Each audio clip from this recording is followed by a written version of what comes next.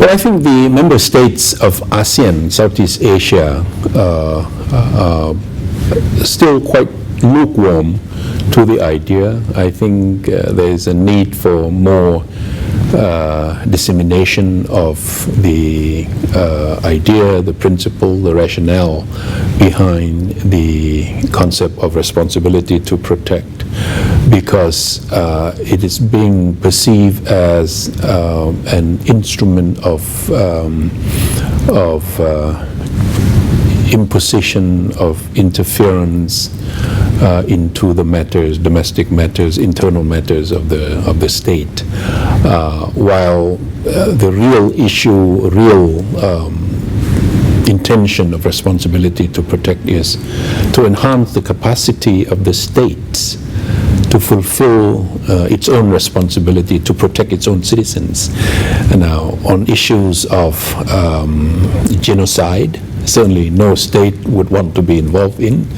But if it happens, agencies of the state or groups within state or an ethnic group that is intent on genocide, also crime against humanity, also the issue of mass atrocity, the issue of war crime, all these things could happen in any state at any moment when certain situation shift and change. So we have to guard against such a situation. So the intention is to enhance the capacity of the state, whose primary responsibility is to protect their own citizens anyway. And then the international community will assist, will help.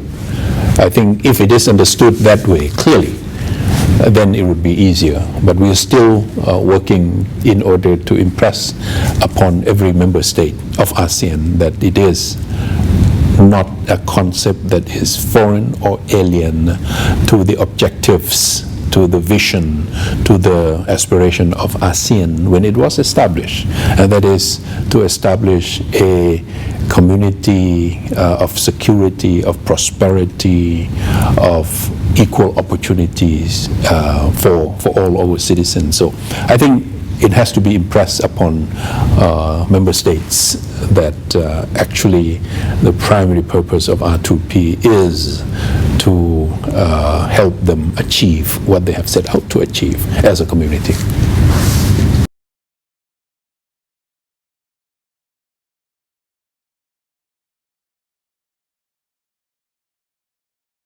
Well, I think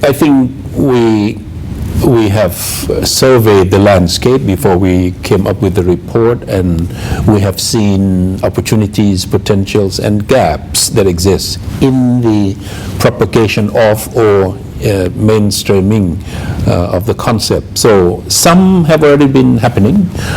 We advocate for intergovernment agencies to be more aware of the issue of concept of R2P, the respect for human rights, the guard against impunity, that is, abuse of power of members of state agencies. These things are being taken as part of the more enhanced engagement on the part of the state agencies.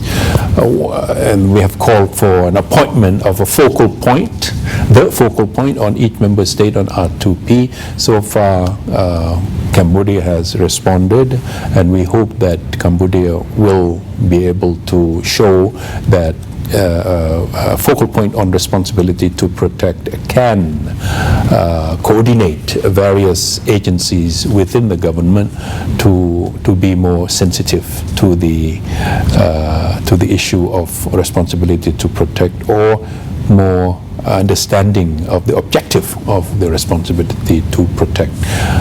Educational institutions are now being more engaged, and civil society definitely in every member state are more active, more involved. An issue like this, when we started off with, when we issued the report, back in 2014, nobody would know, and nobody would even be interested in listening to the explanation of the concept. Now, every time we do, in Thailand, in Cambodia, in Malaysia, now here in Jakarta, more and more people are curious, willing to listen, and they said they have learned something. And that's a good sign. So I think things have changed. Space has been opened up, but we still need to do more.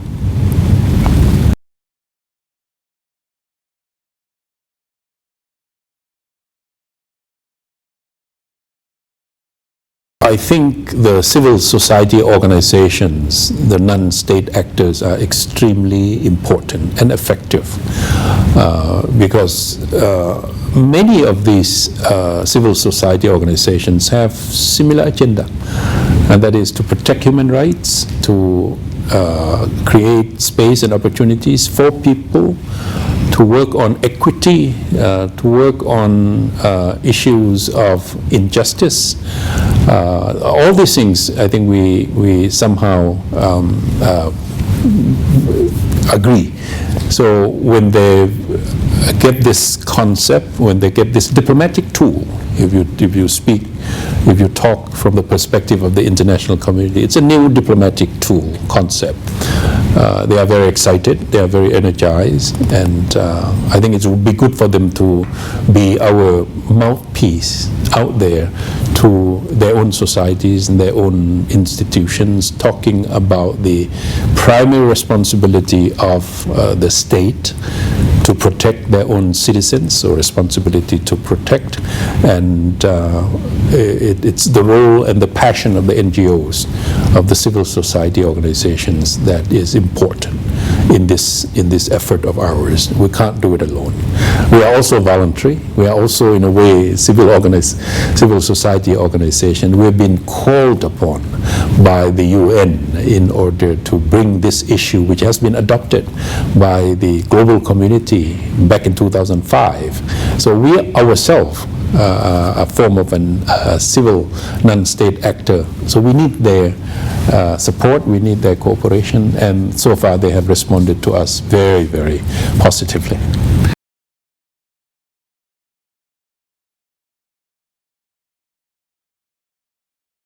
Part of the difference is that we have a community platform.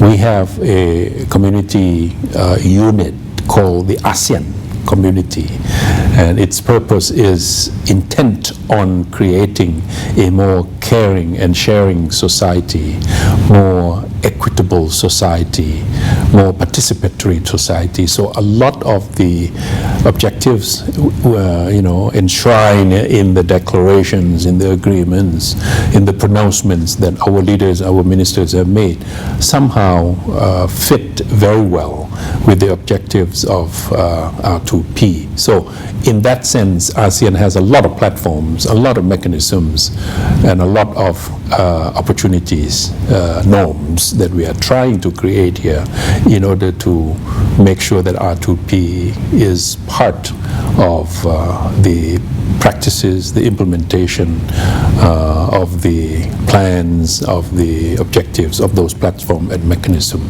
The Intergovernmental Human Rights Commission, the Intergovernmental Commission on the Rights of Women and Children, the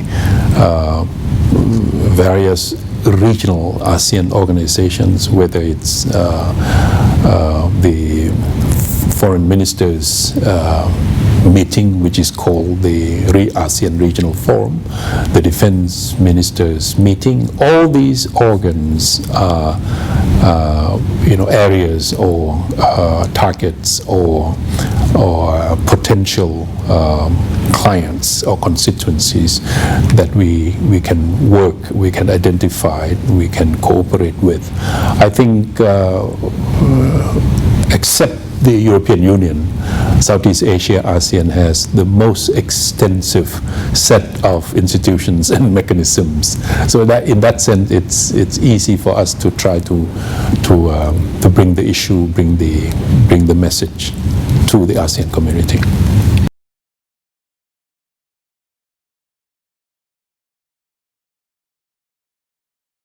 So I think so. As I said, we have surveyed the landscape. We have, done exploration on the potentials, the gaps, the missing parts that, like state agencies have to come together more often to talk about their primary responsibility on behalf of the state to protect their own citizens, academic institutions, the media, the civil society, various mechanisms that the regions, other regions have, must be sensitized to this responsibility.